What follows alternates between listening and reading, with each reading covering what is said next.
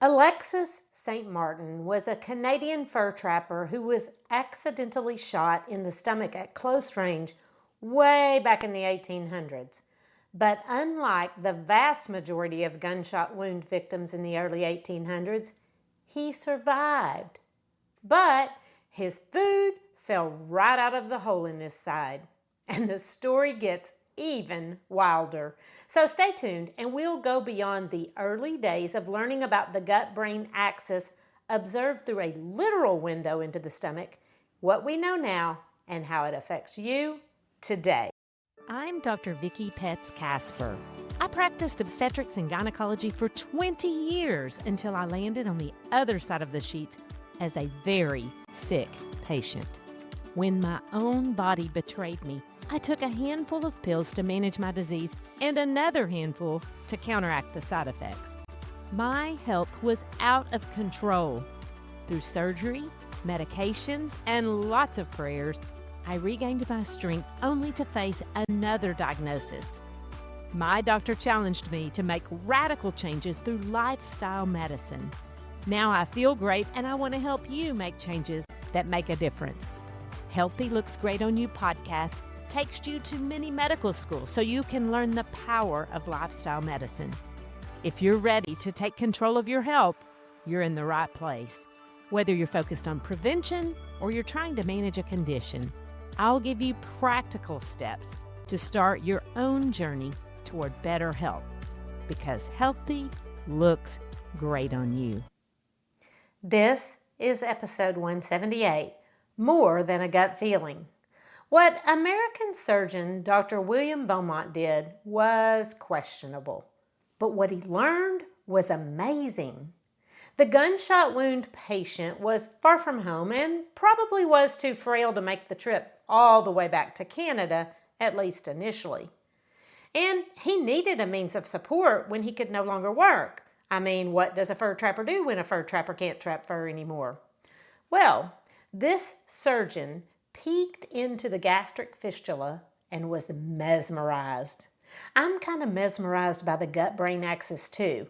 And regardless of what you think of a doctor who took a man into his home as an indentured servant just so he could keep an eye on his gut, there's a lot we learned based on his observations, like emotions and stress affect the secretion of juices right into the stomach.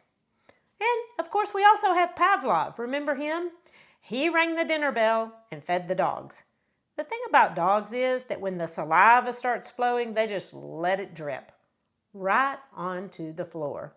Eventually, he conditioned the release of saliva with the toll of the bell. No food, just ding, ding, ding.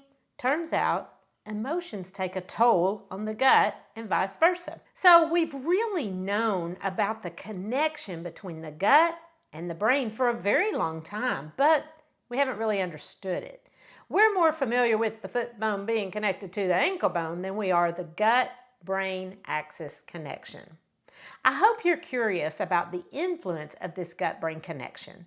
Let me see if I can trigger your appetite for more information. The gut-brain axis is obviously involved in digestion, which includes how the entire gut moves and functions. It can also impact metabolism, hunger, satiety, which is the feeling of being full and satisfied. It can affect food sensitivities and tolerances, as well as food preferences, all the way up to food cravings. And more on the brain side of the curtain, the gut-brain axis can affect mental health, altering mood and behavior. It can even make you more prone to anxiety or depression and affect your tolerance of pain and immune health. This is a bidirectional communication that is both affected by and affects stress levels. So if you've been wondering if your gut is messing with your mood, well, that's way more than a gut feeling. Imagine you're about to take a big test and your stomach just feels like it's in a knot. Or maybe your daughter is about to walk down the aisle and marry Mr. Perfect, and you've got butterflies in your belly. And gut feelings can be a punch in the gut, quite literally.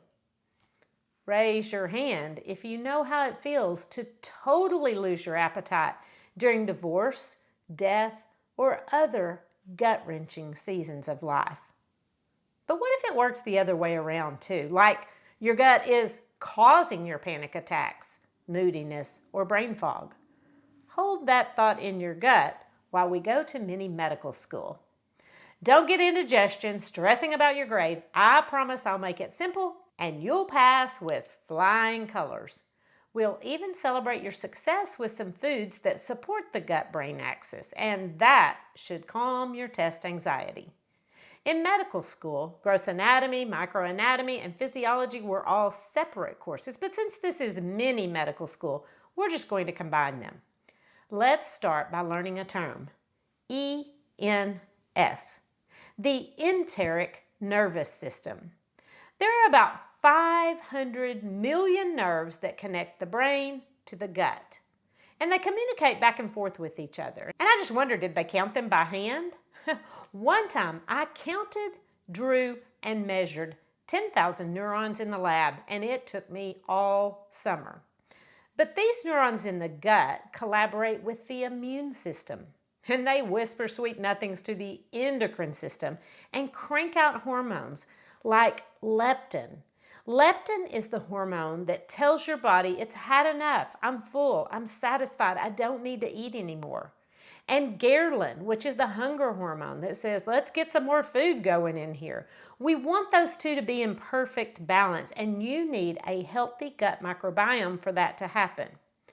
It's also important in the production of cortisol, which is the stress hormone, but we need that for life, and serotonin, which is considered the happy hormone, as well as a precursor to melatonin, which is the sleep hormone. So you see how all of this interconnection is super important, and it's all part of the ANS, or the autonomic nervous system. And what that means is that the gut can send a signal to one of these nerves, and they can respond back without asking the brain's permission. It's just kind of automatic.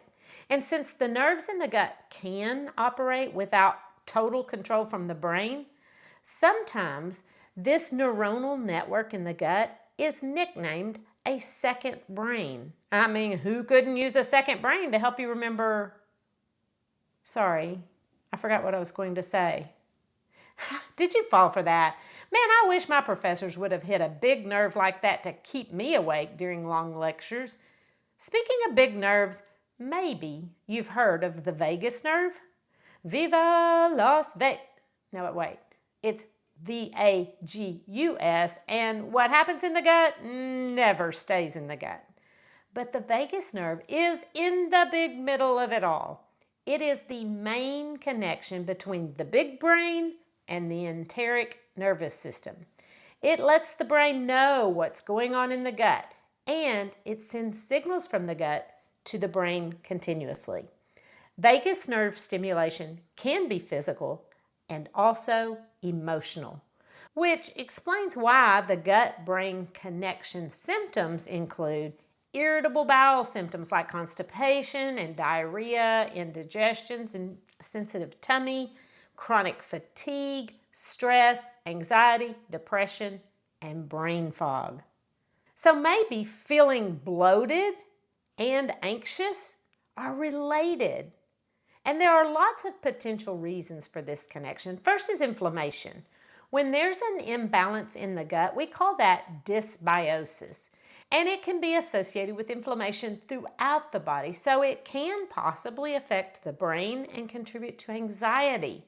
And chronic stress certainly does not help this situation. So let's look at ways that we can heal our gut-brain axis naturally. Do you want to start improving on the brain side or the gut side?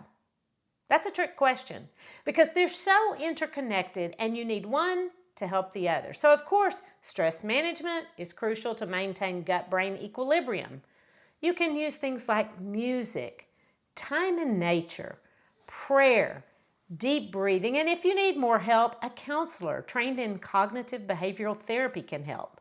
Some people advocate gut-directed relaxation, like just putting your hand on your belly, feel the warmth, and visualize gaining control of your GI system function.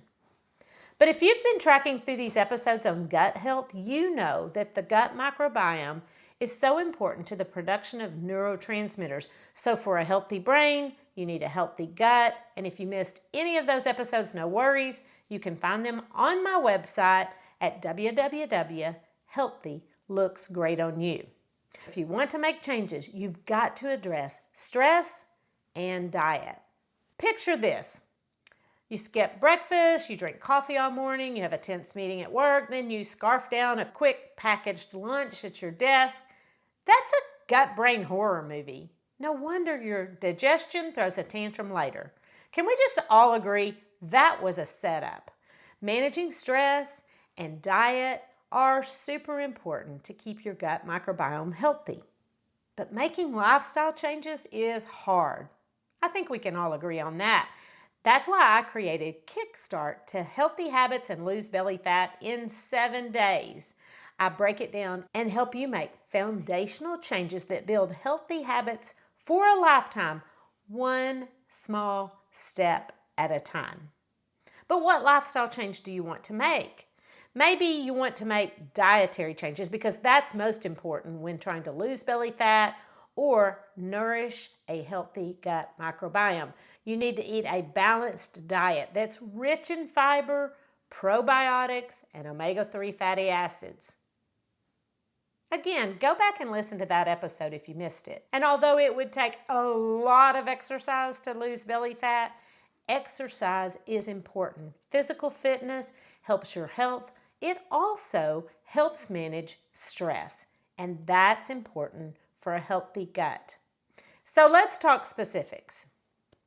Researchers are continuing to investigate the link between the gut microbiome, the immune system, and the risk for developing things like obesity and type 2 diabetes. We already know that gut health and mental health are related, and there's an endless supplement industry to try to improve gut-brain health. But the most effective natural way to control gut-brain axis anxiety is through your diet. So let's do a quick gut check. How do you feel after a really stressful day? Bloated? Brain fog? Craving carbohydrates like a toddler on Halloween? Pay attention. That is your gut-brain axis chiming in. So what's one thing you could do today to ease that tension? Take a walk or eat a veggie-filled meal? I have several resources to help you. If you're like me and you get home on 2 wheels and wonder, what in the world am I going to fix for dinner? So you just hit the easy button and you go out or you order takeout, then check out my free pantry guide. It's on my website and there's a link in the show notes too. But there are 10 things that you can keep in your freezer and 10 that you can keep in your pantry so that even if you don't have a plan, it's no problem. You can throw together a quick, healthy meal in no time at all. If you know how to eat healthy, but you can't seem to stick with a plan, then check out Kickstart to Healthy Habits. This 7-day mini course will help you lay the foundation for habits that stick. And the main habit to consider for your gut microbiome, belly fat, and your mental health is an abundance and variety of whole plant foods. And reduce or eliminate those inflammatory foods like sugar and saturated fats. And think fiber, both soluble and insoluble, to promote gut health. These are found in plants along with those good prebiotics and probiotics in fermented foods like sauerkraut and kombucha. Most of your body's serotonin, the happy hormone, is not even made in your brain. It's made in your gut.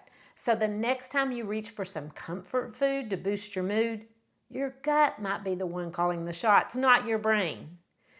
And please, avoid unnecessary antibiotics as those immediately disrupt the gut lining.